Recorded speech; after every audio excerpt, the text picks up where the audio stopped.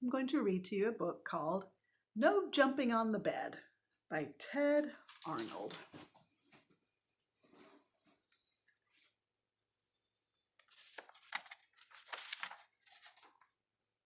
In his bedroom, near the top floor of a tall apartment building, was Walter, and he was getting ready for bed. Before turning out the light, his father said, "If I've told you once, I've told you 1,000,000 times, no jumping on the bed. One day it'll crash right through the floor. Now lie down to sleep." "Just one more bounce," said Walter. But instead he plopped down on his pillow and he squeezed his eyes closed. "Good night," said his father, and he turned off the light and he pulled the door almost closed. The room was dark and quiet, except for the soft thump, thump, thump coming from the room above him. That was Dilbert upstairs, thought Walter.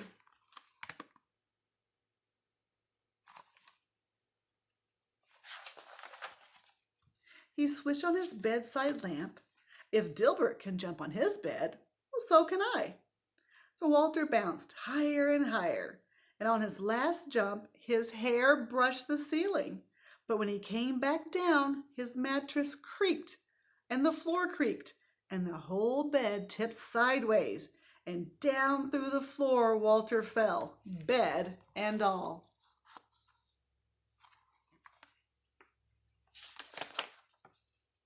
Now it happened that Walter's bedroom was directly above Mrs. Hattie's dining room, and she was more than a little surprised when the bed fell through the ceiling and Walter landed on her plate of spaghetti and meatballs. "I was not expecting company for dinner," she mumbled around a mouthful of meatballs. Here comes Walter.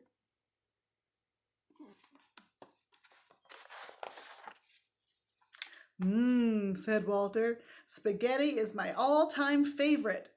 But before he could eat, his bed smashed through the table and kept on falling down. They fell down through the floor. Down fell Walter, Hattie, her plate, the bed, and all.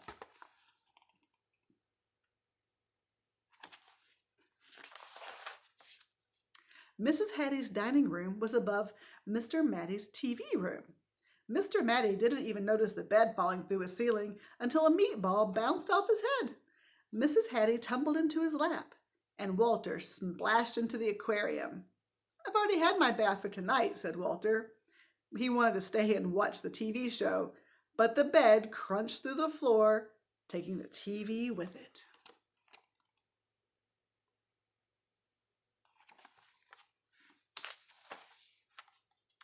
Down, down fell Walter, Miss Hattie, Mr. Matty, the TV, the spaghetti, the bed, and all. Walter's Aunt Batty had just moved into the building, and she was still unpacking when Miss Hattie, Mr. Matty, the dripping wet Walter tumbled through the ceiling right into the box containing her rare Patagonian stamp collection.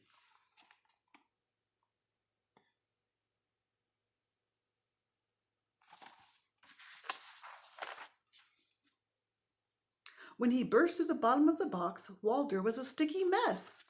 "I see you've started collecting stamps," said Aunt Batty as she followed Walter through the new hole in the floor. And down, down fell Walter, Miss Hattie, Mr. Matty, Aunt Batty, the stamp collection, the TV, the spaghetti, the bed, and all.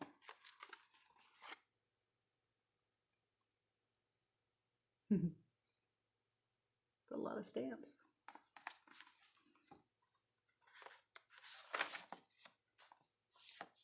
Patty and Natty had worked for 3 days building their dream house with blocks. Afraid that their cat might knock it over, they carefully shooed her out that night. And then upstairs neighbors, they came through the ceiling. "Excuse us," said Walter, remembering his manners. "We won't be staying long." The words were barely past his lips when Walter's bed bashed through the floor and continued on its way.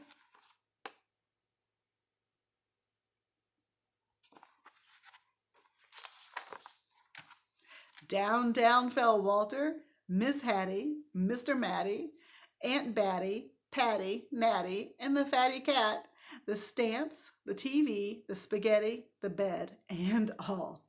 The last thing Mr. Hannaratty had ever expected to see was a bed coming through his studio ceiling, followed by almost everyone in the building.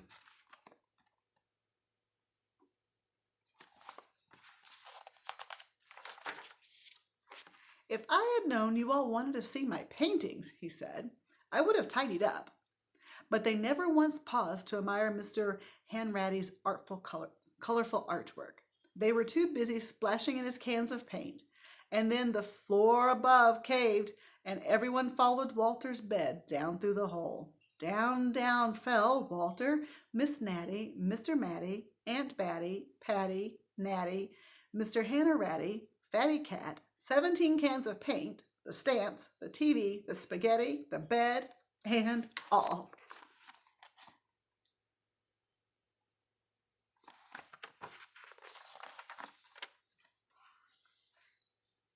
Maestro Furlingatti and his string quartet were astonished by the colorful crowd of people that fell from the ceiling. The maestro loved an audience, even if they dropped in unannounced. But when Walter's bed smashed through the floor and paint splattered everywhere, the maestro wished his audience would leave. And so they did, but so did his quartet.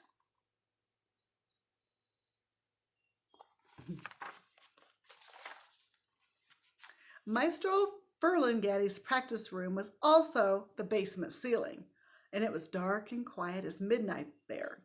Walter's eyes squeezed closed, and he tumbled through the darkness until he landed on something soft. He opened his eyes. Everything was in its place. His room lights were out, the door was almost closed, and through it Walter could hear his mom and dad talking quietly. "No more jumping on the bed for me," mumbled Walter, and he lay down to go to sleep.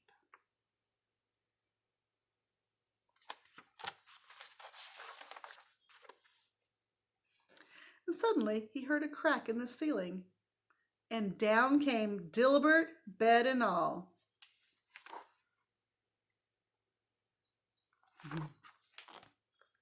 Thank you.